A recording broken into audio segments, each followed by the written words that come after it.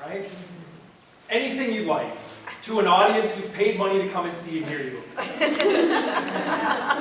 Wow, okay, the pressure of the world's on your shoulders. So it took me a long time to come up with a decision about what I wanted to share with you tonight. And when I finally decided on what it was, then the second point of pressure comes in, which is, now I have to give it some kind of catchy title, right? Lindsay's breathing down my neck, sending emails, Mr. Bowers, we need to get the publications out. What's the title of your presentation? And so I thought long and hard about it, and then I realized that instead of a catchy title, the significance of my experience, the significance I'm going to share with you tonight, really comes down to just a very simple question. A question that's actually 24 years old for me, and one that I still ask myself on a regular basis. Why did I let that guy copy my paper? Why did I let that guy copy my paper? So I'm going to flash us back to 1992. A very young Brett Bowers, an 18-year-old Brett Bowers ready to take on the world, looking apparently a lot like the 29-year-old Mr. Savannah. And some of you who were maybe here last year remember that I started my collegiate career at Purdue University. So I was a freshman at Purdue University.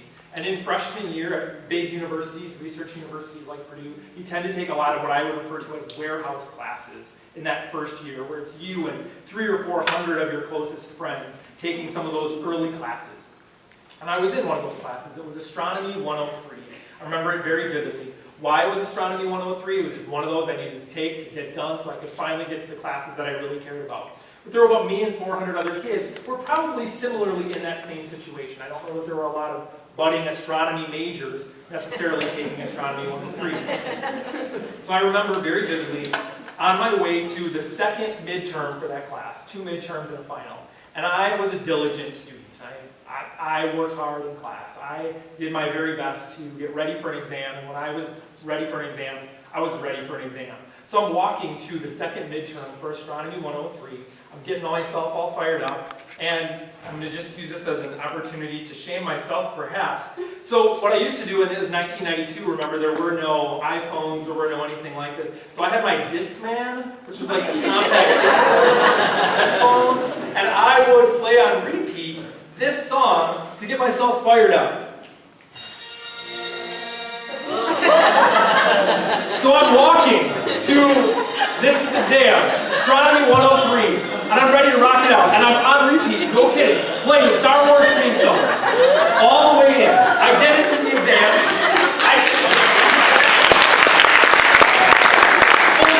When I was applying and getting ready to interview for this job, I drove around Mequon and Thiensville for 20 minutes with that song on repeat. I'm not kidding.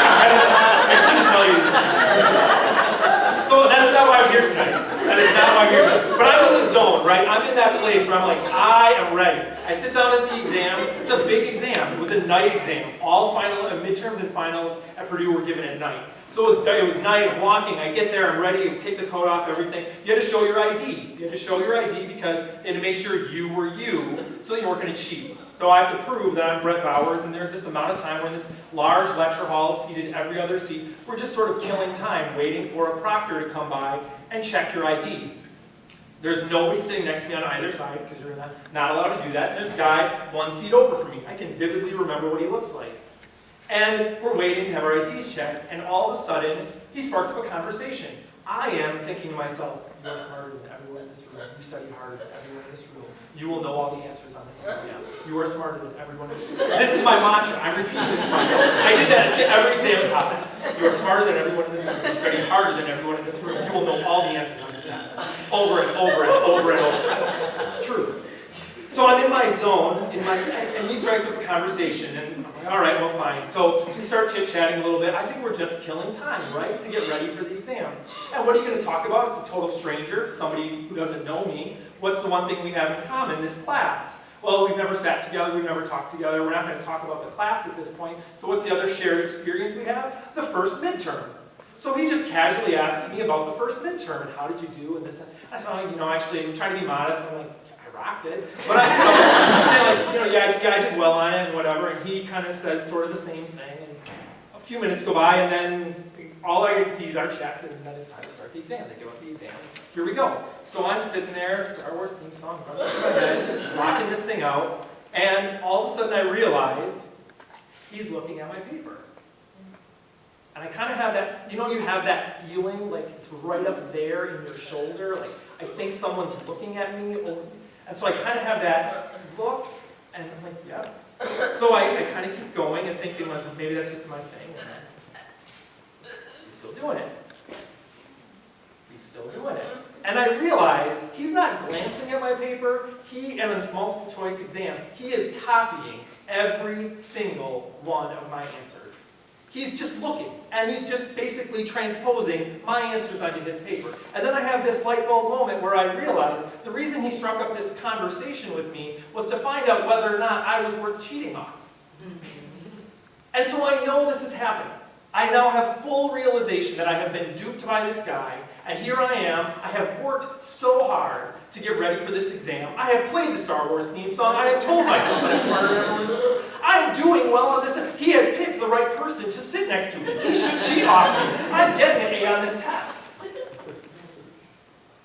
And I let him do it for the whole time. At any moment, I could have stood up and yelled, "This guy is copying off my paper," in a room in this giant lecture hall. And it would have been obvious and clear if someone had looked that this guy was copying off of my paper. I could have, when I turned the exam in, I could have turned the exam to the proctor and said, "I'm really uncomfortable about this, but that guy was copying off my paper." But I didn't do it. I could have gone to class on Monday and said something. "Hey, that guy was copying off my paper. I don't know, but this is what he looks like." I could have emailed the professor.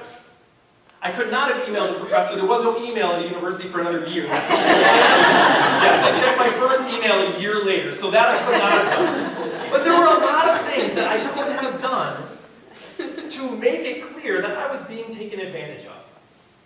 And I did none of them. I did none of them. And for 24 years, I have asked myself the question, why did I let that guy copy off of my paper? This total stranger. And I've wondered a lot of different things. And what I've come to realize is that in spite of my job, where I deal with a lot of difficult situations, people don't generally come to me with good news. They don't come to me when things are going well. They come to me when there's a problem, when there's a challenge, when there's something to work out. I don't get a lot of calls from parents that say, "Hey, just checking in, everything's great." It's typically, there's something we've got to work through. But what I've come to realize is that by my very nature, and this is a term, this is the thing, I think deep down, I'm conflict averse. I have an aversion to conflict. And that's a really common thing. And I would ask you to think about maybe times in your life where you should have engaged in some form of conflict. Not necessarily argument, but conflict, and you didn't, for whatever reason. I just didn't put myself out there to do that. And so I'm here today to advocate, and it's strange, as the building principal, I'm advocating for conflict among all of you. Because as I have lived my life as a principal, as a human being, as just a person in the community, what I've come to find out is there are a lot of people who share that same aversion, where it's sometimes just easier to let it pass than to actually engage in a conflict. And I think now more than ever before in the history of American society, at least contemporary society, conflict aversion is a more real thing because we get so many examples of unhealthy conflict. There's an entire industry called reality TV, which is based on unhealthy conflict. And people tuning in to watch people scream and yell at each other and throw things and completely lose their minds. And so what do we see? We see those examples of, well, that's what conflict is. Conflict has to be people arguing and screaming at each other. We see examples all the time in popular media right now, and certainly with an election coming, of how people engage in disrespectful dialogue when they're in conflict. My guess is perhaps even some of you, on occasion, walking the halls of HomesTED High School, have witnessed firsthand unhealthy conflict. Conflict is a healthy thing. That situation that I was in, it was unhealthy that I let go. That ate away at my self-respect. That was a moment that will always live with me. Because I didn't have the wherewithal, I didn't have the self-confidence to address it. Because it was some form of conflict, even though that guy sitting next to me was totally anonymous. Not my spouse, not my friend, not my child, not my coworker. Someone I would never see again, I had never seen before, I didn't even know his name. But I was averse enough to conflict that I let that situation go. So as I came to realize that I think deep down I'm averse to conflict, what do you do about it? Well, you try to push through. And so what I'm advocating for all of you tonight is, if there are ever times in your life where you say to yourself, you know what, this needs to be addressed. I need to say something. I need to go against the grain. I need to create some kind of conflict, not an argument. There's a difference between conflict and argument. What do you decide to do? And for me, conflict is a form of communication, and communication comes down to three things. And this is what I ask you to think about. Simple question of time, place, and manner.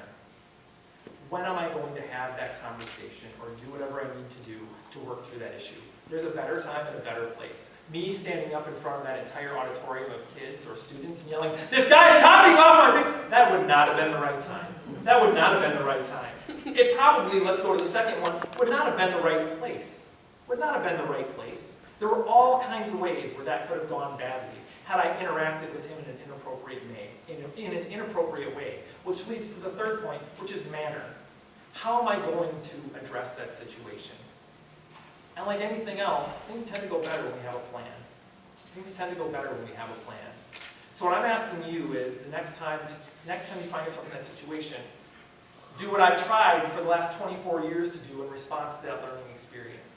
Don't be afraid of conflict. Don't go seeking it.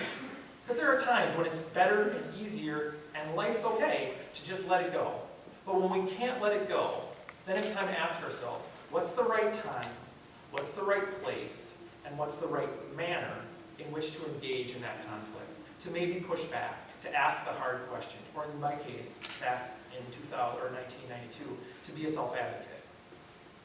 If we pass on those opportunities, we may be passing on the very chance to define our self-respect, our identity. I lost a little bit of myself that day, but because I lost it and I've reflected on it, I've really given myself lots of opportunities to gain and grow in the years since.